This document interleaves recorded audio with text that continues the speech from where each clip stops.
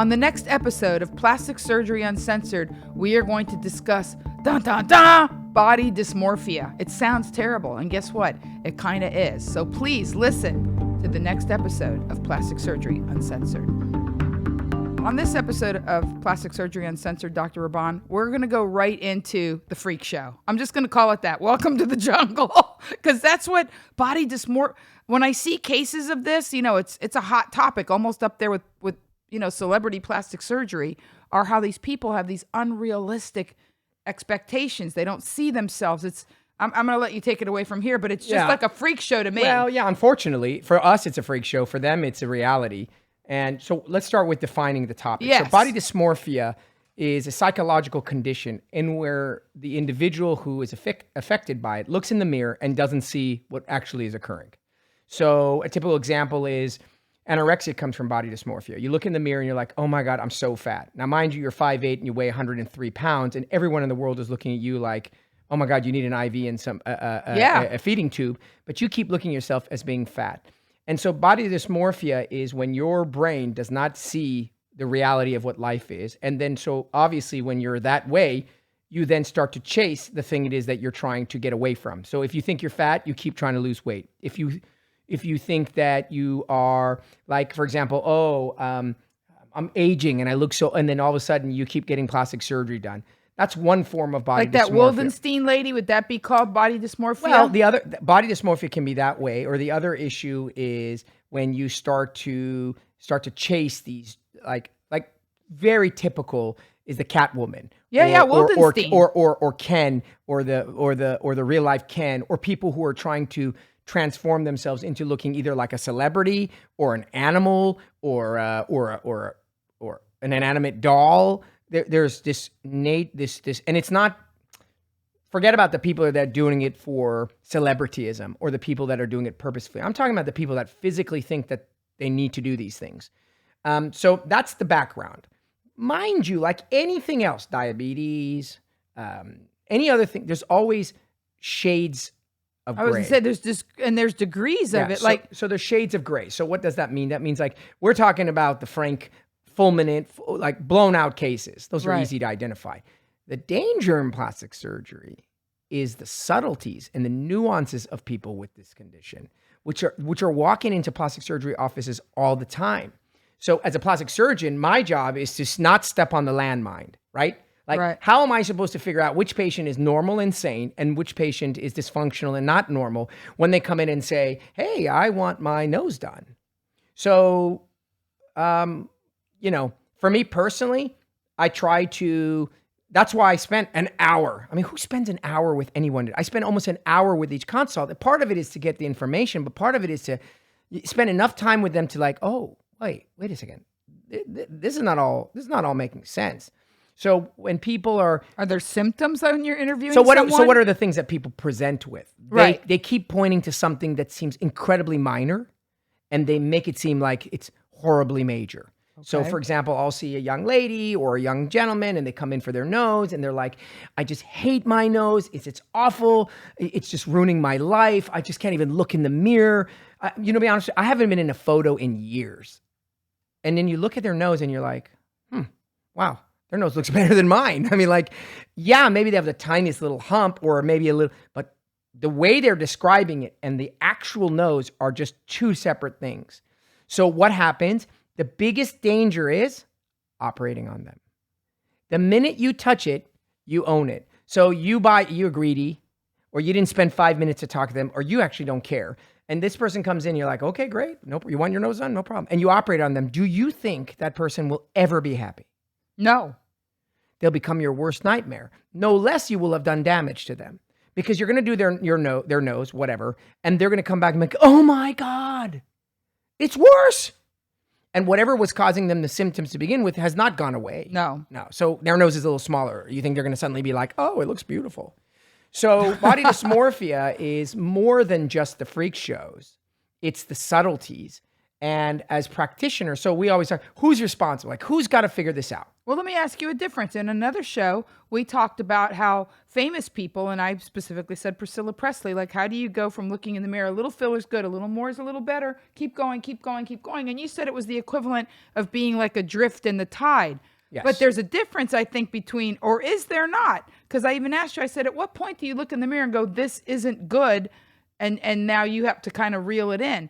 So I think that you made so let's talk about essentially what is a psychology. How does one go from being arguably normal? Correct. And normal looking. Normal looking, whether it's attractive or not is important. Correct. It's normal looking. Normal looking. To looking abnormal, freakish, bizarre, ruined, etc. How does that happen? Sure, there are the rare cases where it's somebody gets botched. Right. Like you go in, you do 3 surgery, the guy does your face, your eyelids, and you come out and you're like, oh my God. Yeah. They represent the incredible minority. Mm-hmm. The majority of people gradually, systematically, and intentionally start having surgeries and filler and so on. And just, as I said to you, the analogy is you go out and you're playing with your friends, you get into the water and you're at the beach, and you guys are just playing and you're not paying attention. And then before you know it, you look into the shore and you're like 2 miles offshore. Exactly. You're like, what the? There was no huge wave. So it's gradual. It's gradual. And what happens is you have this image. So like celebrities, for example. Celebrities have an image of what, so they're under the biggest magnifying glass. You look in the mirror and you have your expectations for yourself. What do you think if you're being photographed and people are like looking to see if you have a jowl when you look down? Like you're constantly being scrutinized. So you're under a greater magnifying glass. And so you go into your doctor and that doctor and you say, hey, listen, I don't like the way I'm starting to look. And you come up with a plan, and that plan is filler, facelift, Botox, whatever the hell it is. And you do it, and sure enough, it fixes this little, it's a little Band-Aid. Okay. Then you look in the mirror again and you start being like, well, okay, yeah, it's better, but, and there's that but. And you go back to that practitioner and you say, and that practitioner says, well, yeah, okay, well, we can do more of it. More of what? More of the thing that we did the first time, because it obviously worked. And so the next thing you know, you do more of it. And then you're a celebrity and you're on TV and you go on a red carpet. And then what happens is, I always make the analogy between children and parents. Okay. Children will always want cookies. I'm an adult and I want cookies, Roddy. I know, but you have a childlike nature about you, okay? But I fight. But it's your inner child, really. Yeah, I fight. So children will ask for cookies. Uh-huh. That's not abnormal. That would be the equivalent of a person asking to look younger, prettier, more youthful. Mm-hmm. Parents have a responsibility to take the cookie away from the child because they're going to get cavities, diabetes, and get fat.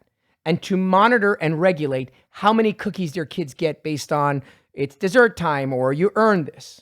So at some point. So doctors, That's what I was getting.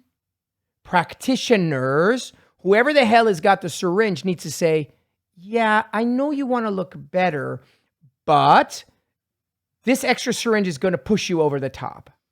This is not you don't need your skin of your eyelids taken. There is nothing there. You don't need another pull around your neck. And so what is the problem? Who does that I'm asking you, I'm not being facetious. Who does that? How frequently do doctors? 1%, 2%, 4%. It's a small percentage. Right. So we've had 5 episodes where people have come on, our patients, and they've brought their friends, and I've said no or whatever. You know me. I'm going to tell you But the reality is, think about it. First of all, issue number 1 is now, before you would go and the only people that were doctors are super well-trained people. Don't get me wrong, well-trained people are also unscrupulous, but much less. Now you go and get something done, and it's everybody, dentists, pediatricians, ER doctors, people that barely pass residency. Botox parties. People just go to a house and drink wine and get shot up in the face. So all these providers are now out there. And so patients are now, the parents, so to speak, are not really legit parents. They're more like teenagers. They're like so like a hippies. teenager is raising a child as opposed to a grown adult. And so they're not regulating it. So when the woman comes in, for God's sakes, especially a celebrity walks into your office and says, I want X. Do you really think a doctor's going to be like, no, Mrs. Presley, you don't really need filler at $5,000 a syringe? The hell he ain't. He's going to be like, load it up. Because they're greedy. They're unscrupulous. The patient is a child, wants to look better, and that's the cocktail for disaster. Well, yeah. I mean, I guess my question, forget the morality, just the pure face. At some point, should somebody have told Michael Jackson, your nose is going to cave in, you're going to get necrosis, and you're going to have to wear a makeup prosthetic? You know when? 17 surgeries ago. Yeah. So the reality is that, people come in, and then the question is, you ask me, do people really not, like, they don't know they look bad? No, I've asked you, because how can you look in the mirror and see that your face looks like a full baby diaper, and you're like... No, but they do know. So let me tell you how that works. Okay, how do you... Okay. So they know that it doesn't look right, but they don't know why and how. So I see patients all the time. They come in, they walk, hi, how are you? How can I help you? It's usually something to this effect. I don't know. I don't like the way I look. What do you suggest? I think I need and they come up with some cockamamie thing that they need. So I'll look them in the face and I'll give them the mirror and I'll say, do you realize that you have way too much filler in your face? Do you like this look? How about the lips? Do you realize that your lips are pouty and hanging out and you're slurring like you've saliva? And I swear to God, 9 out of 10 will be like, no, I really don't like the way it looks. They don't know how they got there. It's much like an abusive relationship with a woman or a man who's involved in a relationship who over years of battery gets to a place and you're asking yourself as an outsider, like, how on earth are you still in this relationship? And you sit him down, you're like, I know. I don't know why, but I just can't get out. It's the same gradual psychology. Everyone thinks it's abrupt, like it's just easy, but it's not. It's an incremental delusion of the way you look. And it's psychological. It sounds like you're saying it's 100% psychological. Nothing other than psychological. Until you make them stare in the mirror. But you have to have a dialogue with them. You as the doctor, you as the parent, you as the expert, need to sit down with them and say, listen, you're a beautiful woman or a handsome gentleman, but let's be honest. Do you think your lips look in proportion right now? I mean, do you genuinely think this looks good? Can you do that? Oh, all the time. And have you ever had anybody really come unhinged because you? No, I never had anyone come unhinged. I have reversed so much filler in my lifetime. It's unbelievable. Because then what I say is, okay, so, and usually they'll say, no, I don't really think it looks really great. I just didn't know what else to do. I'll say, well, why don't we do this? Let's start from the beginning. And as I said to you, most times you don't have that choice. You've had a bunch of facelifts, there's no going back, a bunch of eyelid surgery, no. But filler, at least, thank God, you can reverse. So I reverse all of it and we start from scratch. So I think the reality is, so what are my take-home points? The take-home point number one is you have to identify somebody who you trust. When I go to a lawyer, he's the expert. So if he were to advise me to do X, I have to be able to trust that he or she knows what they're talking about. I'm not the expert. If I end up trusting my lawyer, next thing you know, I'm in bankruptcy or litigation, wow, I'm going to get screwed. And when you have a doctor, an accountant, a pharmacist, by the nature of their professions, you have to trust them. Sure, they're the experts. So you need to find someone worthy of trusting. Well, I can tell you the reverse body dysmorphia. I have an aunt who's very heavy set and keeps getting surgery because I think at the root of it, she's not happy about being heavy set. But from the neck up, she looks great. She's had several facelifts. But then she had a breast reduction without changing anything else. And the whole family laughs continuously that we call it the booby-doo. Her belly sticks out further than her booby-doo. And the thing is, what doctor told her it's a good idea to go down to an A cup at, 270? And what doctor even takes that? Like, she looks not great. And I feel bad for her because in a weird way, she thinks she looks amazing. And I said, listen, if there's an argument. Like, have you ever heard of reverse dysmorphia where they thought they were totally hot and the whole family's like, put your clothes on? Yeah, but there's an argument to be made. If the patient ultimately feels attractive, feels confident, that's okay. Because at the end of the day, the goal isn't for you to think she looks attractive or you to think she looks This is good. a very good point. The point is but that's not the case normally. No, it's not. Normally, they do all the things you just mentioned, and then they look in the mirror and they're no happier than they were before. And arguably, many times, they're feeling more insecure than they did before because now, not only did they not fix it, now they have a bunch of scars. And the reality is that you need to find someone you trust. You need to check yourself. I think it's really important when you go down the plastic surgery route, you don't do it alone. You have your normal, sane co-pilot. But so you made an important point. If the person wasn't happy before, they came in and they were like psychotically unhappy about their nose, what are the chances, as you said, that just a regular nose job is going to fix that problem? If they're a normal person, 100%. 1 million times in my life, I have seen people come in moderately unhappy with the way they look.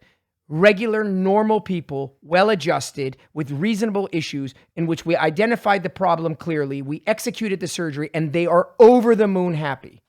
That's not the conversation. We're talking about body dysmorphia. But what I'm saying, we're talking about the person who's No.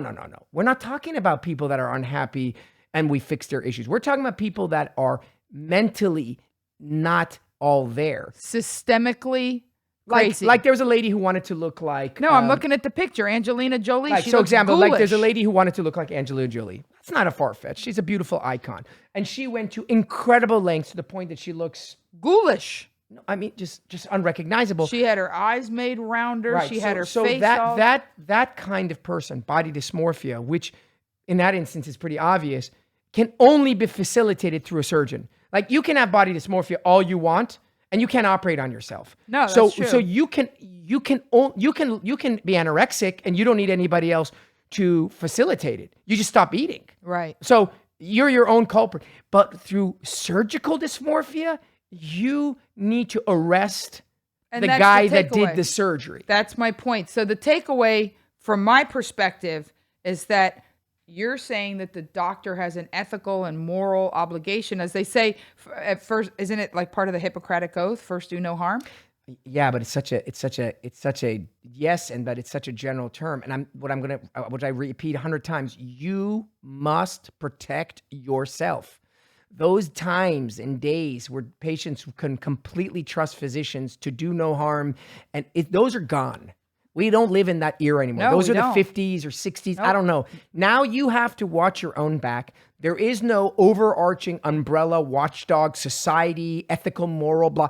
You go in, you got to do your homework. You go in, you have done your research. You got to go in, making sure that you've selected the right doctor. Do not assume that any white coat is going to make them know the right thing for you. And you got to take ownership. And if you fall into that subset, not the shades of gray of body dysmorphia, but rather the actual solid black color of body dysmorphia, it's unfortunate, but your loved ones have to help you. That's like being schizophrenic. You don't know you're schizophrenic. You don't know you have paranoia. The people that love you know you have paranoia. So if you're listening and you know someone and you love someone and you think that their condition or their desire for plastic surgery is beyond what's normal and they're starting to harm themselves, you have to intervene, much like people intervene with alcoholics, like they intervene with smokers, and they intervene with any other psychologically driven condition. And they're never gonna figure it out on themselves. And unfortunately, there are many, many unscrupulous physicians or providers who will facilitate that body dysmorphia into worse conditions. Well, I think we're going to end it right there, although that's kind of a little bit of a Debbie Downer. Can I bring it back around to, if you love somebody and you see that they're caught in this cycle, speak up. Oh yeah, they got to stand up for the people you love. Step up and make sure that they don't fall prey to these unscrupulous people that need to put a deck on their house or pay double alimony. So is that good? Did we bring it back around to a better place? Yeah, okay, you brought it up a notch. Okay, good. So thank you for listening to this episode of Plastic Surgery Uncensored. I think we covered body dysmorphia utterly and completely. We hope that you'll listen to the next episode of Plastic Surgery Uncensored. Please download it and share it with your friends.